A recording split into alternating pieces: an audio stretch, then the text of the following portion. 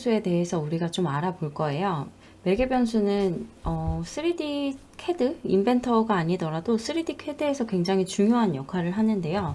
우리가 이제 그렸던 이 모델 형상의 매개 변수를 먼저 확인을 해 볼게요. 지금 인벤터 제일 상단에 fx라고 되어 있는 이 아이콘이 매개 변수 아이콘이고요. 여기서 접근을 하셔도 되고요. 아니면 관리 탭에서 매개 변수라는 아이콘이 별도로 접근을 하실 수가 있습니다. 아이콘을 클릭을 하셔서 좀 확인을 해보면 우리가 입력을 했던 치수들이 모두 다 여기 뜨게 돼요. 그래서 이 치수들을 스케치에 들어가서 변경을 하지 않더라도 매개 변수에서 이렇게 우리가 임의로 60 이런 식으로 변경을 하면 지금 보이시나요? 50 이런 식으로 사이즈를 변경을 시킬 수가 있거든요. 이 매개 변수를 인벤터에서 추가하는 방법도 이제 뒤에서 설명을 드릴 거고, 우리가 엑셀 데이터가 있다면, 설계에 대한 엑셀 데이터가 있다면 이 엑셀 데이터의 매개 변수를 어떻게 인벤터로 가지고 올 수 있는지 먼저 설명을 좀 드리도록 하겠습니다. 자, 먼저 이제 엑셀을 하나 띄워 주시고요. 여기서 매개 변수를 저희가 임의로 입력을 해 볼게요. 지름 파이 돌출이라고 입력을 하고, 지름은 10, 파이는 3.14, 그리고 돌출은 수식으로 입력을 하겠습니다. 는 지름 곱하기 파이입니다. 돌출은 항상 지름 곱하기 파이로 돌출을 시키겠다라는 뜻입니다. 여기까지 이제 입력을 하셨으면 저장을 시켜줄 거고요. 바탕화면에 매개 변수라는 파일로 저장을 제가 해볼게요. 이 상태에서 부품 화면으로 이동을 시켜 주시고요. 그리고 매개 변수 아이콘을 클릭을 해서 매개 변수를 설정하고 제어할 수 있는 창에 저희가 들어왔거든요.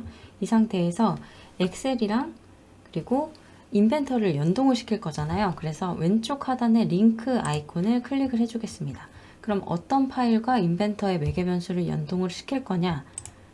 파일을 선택할 수 있도록 나오고요. 방금 우리가 저장했던 엑셀 파일 열기를 한번 해볼게요.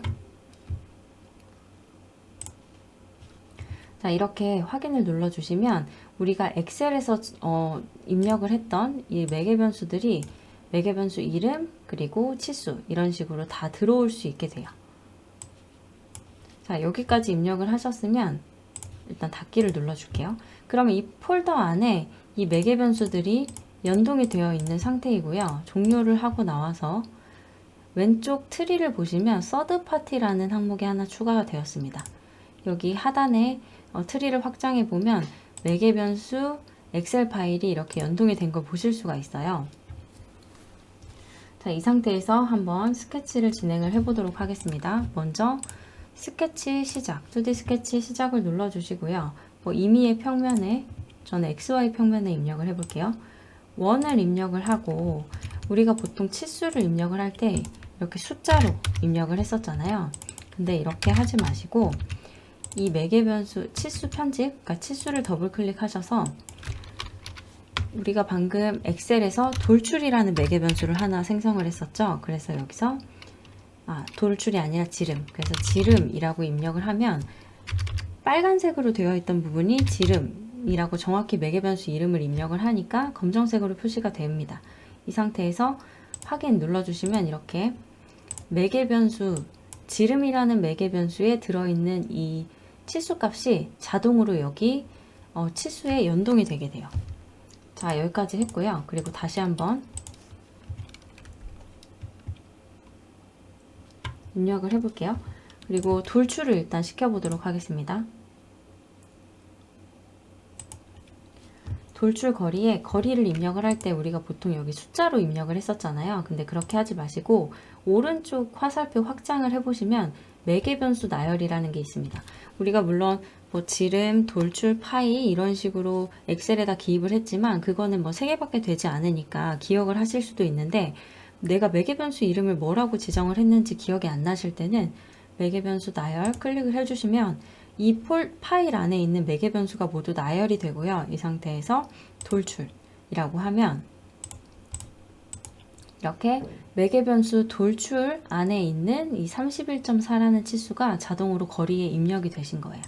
자, 여기까지 하셨고, 만약에 이제 엑셀 데이터와 인벤터가 지금 연동되어 있는 상태잖아요. 그렇기 때문에 서드 파티 아래에 있는 매개 변수를 편집을 한번 해볼게요. 하면 이렇게 엑셀 파일이 자동으로 팝업이 되고요. 이 엑셀 파일에서 제가 지름을 변경을 한번 해보도록 하겠습니다. 변경을 해서 지름을 20파이로 변경을 해볼게요. 20파이로 변경을 하면 당연히 아까 우리가 수식을 지름 곱하기 파이로 변경을 했기 때문에 돌출값도 같이 변하게 되겠죠. 이런 식으로 62.8로 자동으로 변하게 되는데, 여기서 저장을 해주시고 인벤터에 돌아와 보시면 왼쪽 상단에 지금 이 번개 표시, 로컬 업데이트라는 번개 표시 아이콘이 하나 뜨는데, 이거를 클릭해 주시면 이렇게 엑셀 데이터에서 변경된 값이 인벤터에서도 동일하게 변경되는 것을 보실 수가 있어요. 그래서 만약에 엑셀 데이터로 매개 변수를 관리를 하시더라도 인벤터와 언제든지 연동을 해서 사용을 하실 수가 있습니다. 그 다음으로는 마찬가지로 매개 변수를 사용을 해서 우리가 아이파트 기능에 대해서 좀 알아볼 거예요. 먼저 새로 만들기 하나 클릭을 해주시고 파트를 하나 만들겠습니다. 아이파트 기능이라는 게 뭐냐면 형상은 동일한데 치수만 조금씩 다른 파트들이 있거든요. 그런 부분 하나만 모델링을 해서 아이파트 기능을 통해서 여러 개의 부품들을 생성하는 방법이 있는데, 이 부분에 대해서 제가 좀 설명을 드리도록 하겠습니다. 먼저 스케치를 하기 전에 매개 변수 아이콘 클릭을 해주시고 수치 추가를 통해서 사용자 매개 변수를 제가 3개 정도 추가를 해볼게요. 외경이라고 입력을 해주시고요. 방정식에 치수를 입력해 주시면 되는데 10mm 입력해 주시고, 그리고 다시 한번 수치 추가해서 간격을 1mm라고 할게요. 1mm. 그리고 또 수치 추가를 해주셔서 돌출이라고 입력을 하겠습니다. 돌출이라고 입력을 해주시고 돌출되는 거리도 1mm라고 입력을 할게요. 여기까지 입력을 마치셨으면 종료 눌러줄게요. 종료를 눌러주시고 이제 스케치를 진행을 해보도록 하겠습니다. 2D 스케치 시작 눌러주시고 XZ 평면에 와셔를 그려볼 거예요. 우리가 보통 규격품이기 때문에 그건 컨텐츠 센터에서 불러와도 되지만 지금은 설명을 위해서 와셔로 진행을 한번 해보도록 하겠습니다. 우리가 외경을 정해줘야 되는데 조금 전에 우리가 이미 매개 변수에서 외경 치수값을 10mm로 정했었죠. 그렇기 때문에 치수 입력해 주시고 여기다가 외경이라고 입력을 해볼게요. 그럼 자동으로 이렇게 10mm 치수가 연동이 되고요. 그리고 10mm로 보고 싶지 않고 나는 매개 변수 이름으로 보고 싶다 라고 하시는 경우에는 인벤터 아래쪽 지금 제 마우스가 있는 부분에 표현 공차라고 되어 있는 옵션이 있거든요. 여기 화살표 확장해 보셔서 표현식으로 변경을 해주시면 이렇게 외경이라고 매개 변수 이름으로 보실 수가 있습니다. 그리고 마찬가지로 치수를 추가를 해서 이번에는 매개 변수 나열에서 외경 아니죠? 매개 변수 나열에서 간격 입력을 해주시고 엔터 눌러주시면 마찬가지로 우리가 매개 변수에서 간격을 1mm로 이미 지정을 해놨었기 때문에 자동으로 1mm 치수가 들어간 거 보실 수가 있고요. 그리고 마찬가지로 돌출 시킬 건데 우리가 돌출시킬 거리도 마찬가지로 매개 변수에서 지정을 해놨었습니다. 그렇기 때문에 매개 변수 나열에서 돌출이라고 선택을 하면 매개 변수에 우리가 지정해 놓은 치수대로 이렇게 모델링이 완료가 됩니다. 그래서 이렇게 모델링을 하면 좋은 점이 있는데요. 말씀드릴게요. 제가 생성하려고 하는 와셔가 세 종류입니다. 하나는 외경이 10짜리, 15짜리, 20짜리 이렇게 있는데 사실 와셔라는 게 형상은 다 동일하잖아요. 그리고 치수만 조금씩 변경이 되는 건데 그걸 일일이 부품 하나하나 생성하지 않고 좀 쉽게 제가 만들어 볼게요.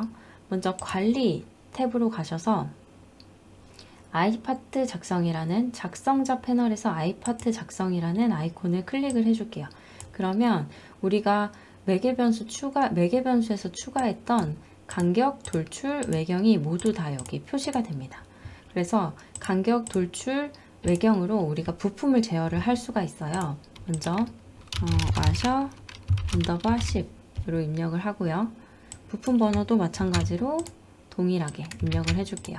그리고 외경은 10mm, 1mm, 1mm로 할 거고, 그리고 이 상태에서 1이라고 표시되어 있는 상태에서 마우스 오른쪽 버튼 클릭을 하시면 행삽입이 있습니다. 행삽입 하나 하셔서 마찬가지로 15 이번에 15mm짜리 형상을 만들어 줄 거예요. 외경은 15mm고 간격은 마찬가지로 1mm, 돌줄도 1mm. 그리고 또 하나 만드셔서 이번에는 20mm로 할 거고요. 부품 번호도 마찬가지로 20mm로 하겠습니다. 그리고 외경은 20mm가 될 거고 20mm의 간격은 2mm, 돌출도 2mm라고 제가 지정을 했어요. 여기까지 하시고 확인을 눌러 보겠습니다. 확인을 누르면 저는 모델링을 하나만 했지만 부품은 3개가 만들어질 거예요. 이렇게. 그래서 확인을 눌러주세요. 이렇게 확인을 눌러주시면 왼쪽 부품 트리에서 테이블이라는 항목이 하나 생깁니다. 그래서 제가 방금 아이파트를 통해서 만들었던 3개의 와셔를 확인하실 수가 있고, 이 상태에서 15mm짜리를 더블 클릭하면 이렇게 사이즈가 늘어나고, 이 상태에서 다시 20mm 클릭을 하면 입력했던 대로 이렇게 사이즈가 커지는 걸 보실 수가 있습니다. 이런 식으로 형상은 동일한데 사이즈만 변경되는 부품들이 설계를 하시다 보면 굉장히 많거든요. 이런 부분에서 매개 변수를 사용하셔서 이렇게 관리를 하실 수 있어요. 아이파트를 사용하면 좋은 점은 와셔 10, 와셔 15, 와셔 20 이렇게 3개의 파일을 작성을 하는 게 아니라 저장을 하실 때 와셔라고 저장을 하시면 와셔라는 파일 하나에서 3개의 부품을 모두 관리하실 수 있다는 장점이 있습니다. 저도 이제 컨설팅이나 설계를 진행을 하면서 이 아이파트 기능을 굉장히 많이 사용을 하는 편이고요. 여기까지 하셨고, 그리고 아이파트로 이렇게 부품을 진행을 하시게 되면 조립품을 한번 만들어 볼게요. 조립품을 만들어서 우리가 구성 요소를 배치를 하게 돼요. 지금 이 조립하는 방법은 뒤에서 제가 다시 한번 설명을 해 드릴 테니까 화면만 한번 봐주시면 됩니다. 조금 전에 만든 와셔 더블 클릭해서 부품을 배치를 하려고 하면 이렇게 인벤터에서 지금 이 와셔 파일 안에 3개의 사이즈가 있는데 이 중에 어떤 걸 넣을 거야? 라고 하고 물어봐요. 그래서 여기 값에서 와셔 10짜리를 넣을 건지, 그리고 20짜리를